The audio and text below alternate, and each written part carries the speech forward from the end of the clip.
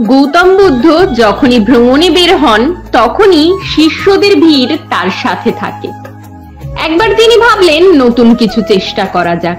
তখন সমস্ত শিষ্যদের কাছে ডেকে বললেন, আমি একা কিছুদিনের জন্য ভ্রমণে যাচ্ছি, তোমরা সবাই মিলে আশ্রমের খেয়াল রেখো। কয়েকদিন পরে ভ্রমণ সেরে আমি পুনরায় আশ্রমে ফিরে আসব।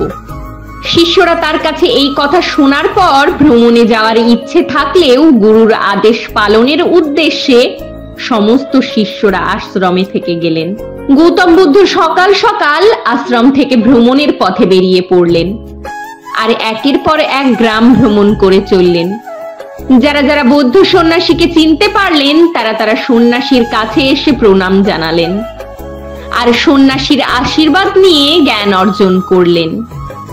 আর যারা তাকে চিনতে পারলো না তারা ভাবলো সাধারণ এক সন্ন্যাসী ভ্রমণে বেরিয়েছে, কারণ বৌদ্ধ সন্ন্যাসী যখনই ভ্রমণে বের হন তখনই তার সাথে অনেক শিষ্য থাকে। এর জন্যই বোঝা যায় মহান সন্ন্যাসী গৌতম বুদ্ধ।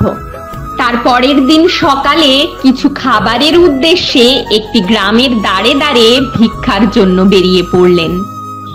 একের পর এক বাড়ি ভ্রমণ করছিলেন।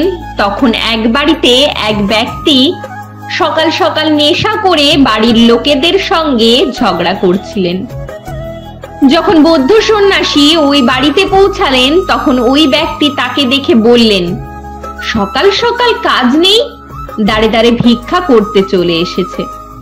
আর বাড়ির লোকেদের ওপর রাগ বুদ্ধ সন্ন্যাসীর ওপর তুলতে লাগলেন। বুদ্ধ সন্ন্যাসী দাঁড়িয়ে দাঁড়িয়ে চুপচাপ তার কথাগুলো শুনতে লাগলো। অনেক অপমান ও কটু কথা শোনার পরেও যাবার সময় মৃদু হেসে সেখান থেকে তিনি বেরিয়ে গেলেন। কয়েক ঘন্টা পর যখন ওই ব্যক্তির নেশা কেটে গেল তখন এক বয়স্ক ব্যক্তি ওই নেশাগ্রস্ত ব্যক্তির কাছে এসে বলল, তুমি জানো তুমি আজকে অনেক বড় ভুল করে ফেলেছো। তখন ওই নেশাগ্রস্ত ব্যক্তিটি বলল, তুমি আমাকে আর জ্ঞান দিতে এসো না তো। তখন ওই বয়স্ক ব্যক্তিটি বলল, আমি তোমাকে জ্ঞান দিচ্ছি না। তখন বয়স্ক ব্যক্তিটি বলল, জানো আজ তুমি বুদ্ধ সন্ন্যাসীকে গালাগালি, অপমান এবং কটু কথা বলেছ। তখন নেশাগ্রস্ত ব্যক্তিটি বলল, তুমি পাগল নাকি? আমি কেন গৌতম বুদ্ধকে এসব বলতে যাব? তখন বয়স্ক ব্যক্তিটি বলল, আজ সকালে তোমার বাড়িতে যে এক সন্ন্যাসী এসেছিলেন সেই হলো গৌতম বুদ্ধ।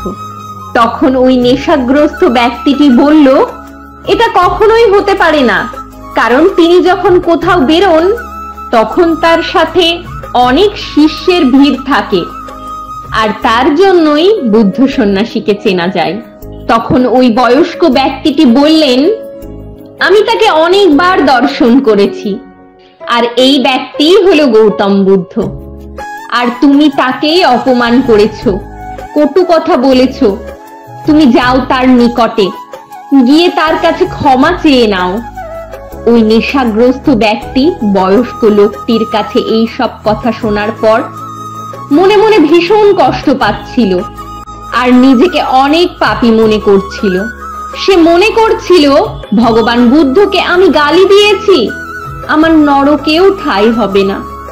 তারপর ওই নেশাগ্রস্ত ব্যক্তিটি তাড়াতাড়ি বাড়ি থেকে বের হয়ে বাড়ি বাড়ি ও গ্রাম গ্রাম খোঁজ করতে লাগলো, কিন্তু সে বুদ্ধ সন্ন্যাসীকে কোথাও খুঁজে পেলেন না। সারা রাত খোঁজ করার পরেও খুঁজে পেলেন না। পরের দিন সারাদিন খোঁজ করার পর সে দেখলেন গৌতম বুদ্ধ একটি গাছের নিচে বসে ধ্যান করছেন। তখন ওই ব্যক্তিটি তার কাছে গিয়ে হাত জোর করে তার পায়ের কাছে বসলেন। আর যখন বুদ্ধের ধ্যান ভাঙল তখন তাকে প্রণাম করে বললেন, বাবা, গতকাল আমি অনেক বড় ভুল করে ফেলেছি। তখন বুদ্ধ ওই ব্যক্তিটিকে বললেন, গতকাল তুমি কি করেছো? তখন ব্যক্তিটি বলল, আপনার কি মনে নেই গতকাল আপনি আমাদের গ্রামে এসেছিলেন? তখন আমি নেশাগ্রস্ত হয়ে ঝামেলা করছিলাম আর আপনাকেও গালিগালাজ ও কটু কথা বলেছিলাম, আপনি আমাকে ক্ষমা করে দেন। এই সব বলেই ব্যক্তিটি বুদ্ধ সন্ন্যাসীর কাছে কাকুতি মিনতি করতে লাগলো। তখন বুদ্ধ সন্ন্যাসী বললেন, গতকাল কি হয়েছে না হয়েছে আমার মনে নেই, আমি বর্তমানে বাঁচি। আর তোমাকে কোন কথার জন্য ক্ষমা করব বলো তো?